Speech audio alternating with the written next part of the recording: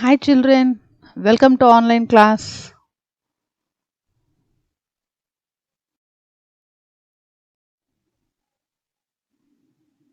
Today we are going to see about the Vedic people in the chapter Different Ways of Life.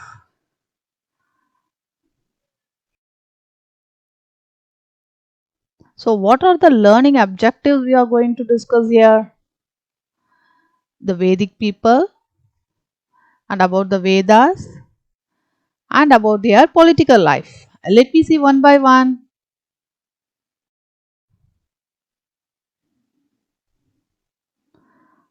First, we'll see about the coming of Aryans. Around the time the Indus civilization declined, new groups of people came into Indian subcontinent from the northwest. They are known as Aryans. So the archaeological evidence shows that while some of these cultures were using stone and copper stone tools, they are well versed in these tools. And they started using tools made from iron also. Maybe the weapon and for killing the animals. They are sharpening the tools and they are using that.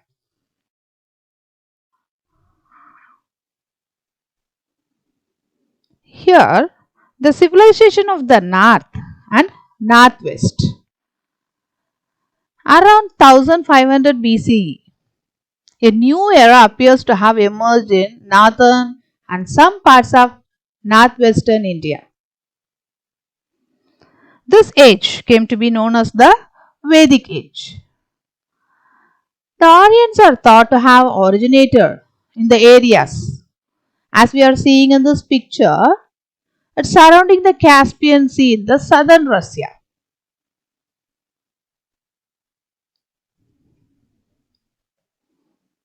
We know about the Aryans from their sacred religious literature called the Vedas. What is meant by Vedas? Actually, the word Veda comes from the Sanskrit word Vid. It means to know. The Vedas are a collection of hymns or verses in praise of the gods or goddesses. Actually, it was composed in Sanskrit. There are four main Vedas are there. The Rig Veda, the Sama Veda, Yajur Veda and Atharva Veda. The period of Indian history is known as the Vedic period. The people those who live in this period. And the word Aryan means noble in Sanskrit language.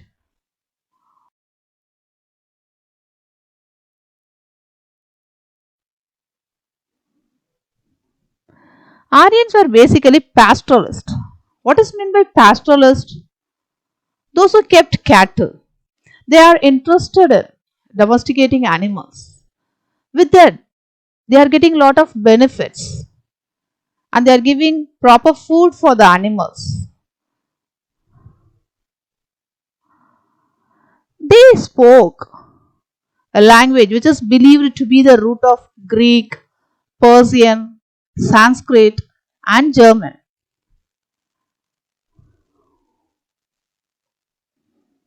And they are believed to be the earliest users of iron and the wheel horse drawn chariot in the Indian subcontinent, as we are seeing in this picture.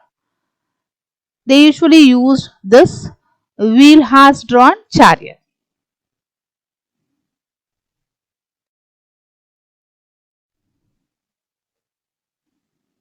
Let me see about the Vedic age. It will be we see divided into two, that is early Vedic period and later Vedic period. Early Vedic period lasted from about 1500 BCE to 1000 BCE, and later Vedic period just extended from 1000 BCE to 600 BCE. So the evidence are there for the coming of Aryans in this place. Archaeologists identified two types of pottery that are believed to be associated with the Aryan settlers. One is black and red ware, as we are seeing in this picture, which is found in the Indo-Gangetic Divide and the upper Ganga Yamuna Doab. What is meant by Doab? That is the land between two rivers.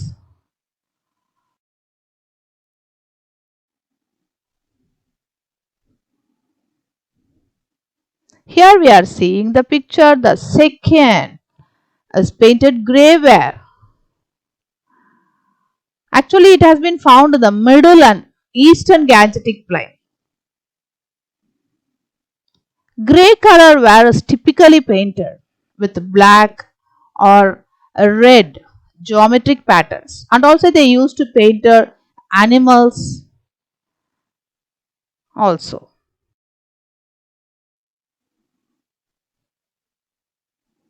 Where did they live?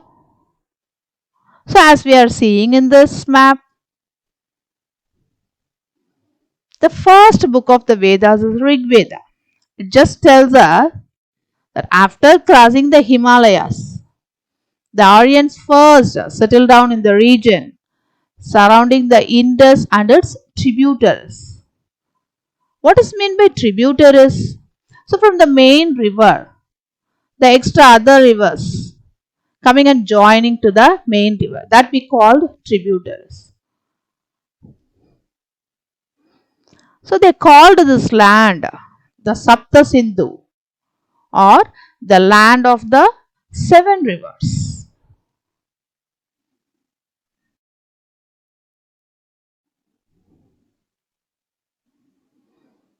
The people were grouped into tribes. As we are seeing in the picture, cattle only their main source of wealth. And those who have lot of cattle, they will be in the higher position. So they are getting lot of benefits from the cattle.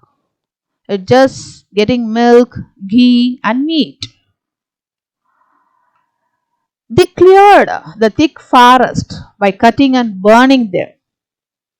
Then the land was used for cultivation and settling. They are interested in farming. Agriculture was the main occupation for them.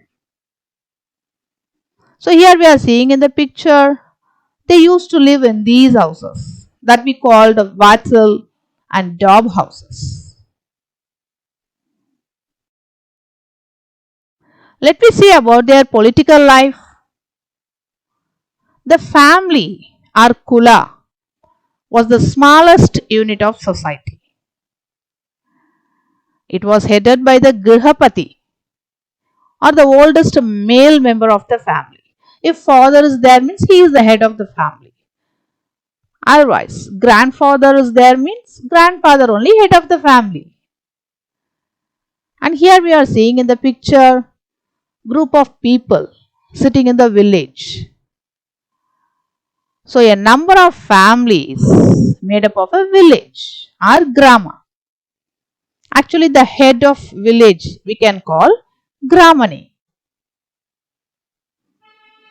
And like the same, several villages put together were recognized as a clan.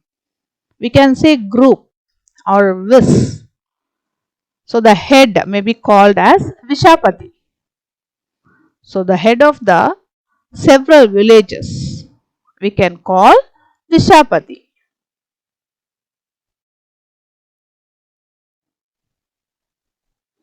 Several vis put together formed a jana.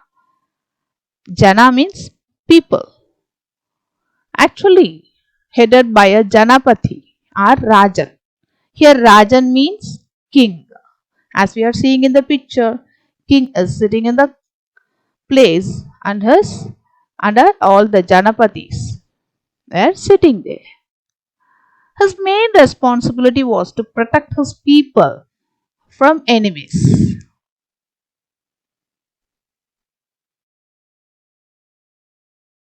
So the Rajan was the chief of the tribe.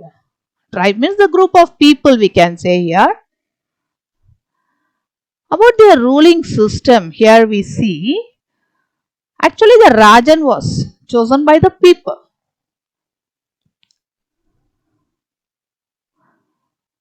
He was assisted by the commander-in-chief of the army, known as the Senani, and the priest or the Prohit. While in the timing of war, the Senani we can call minister also. Maybe help at the time of war. And priest or the Prohit, they also used to advise the Raja. That means king.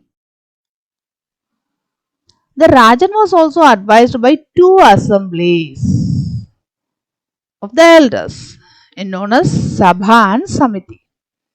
Usually, king getting ideas from these assembly, the group of experienced elders, they'll give advice for Raja in ruling system.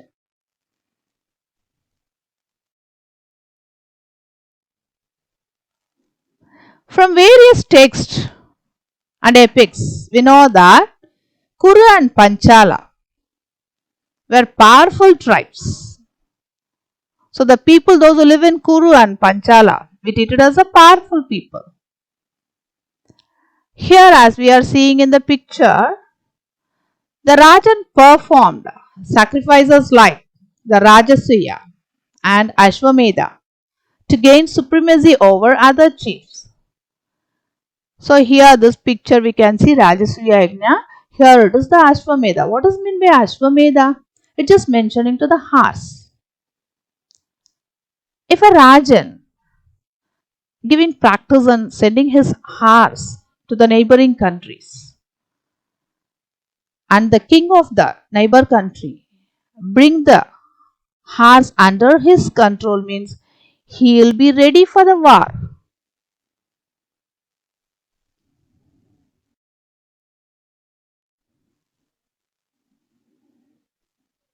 As we are seeing in this picture, sometimes the people who compose the hymns describe themselves as Aryas and called their opponents as Dasas or Dasis.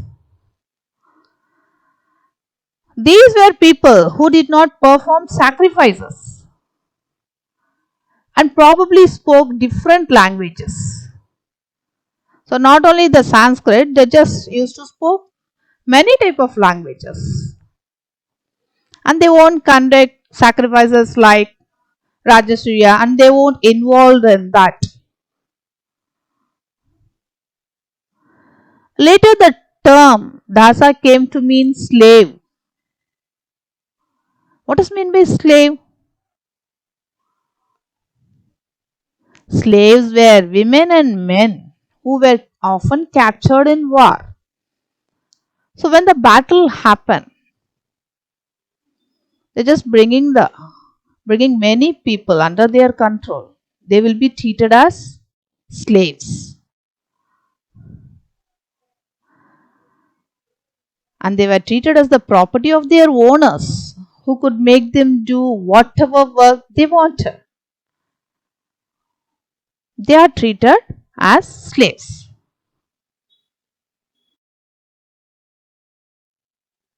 Thank you, children. We will meet in the next class.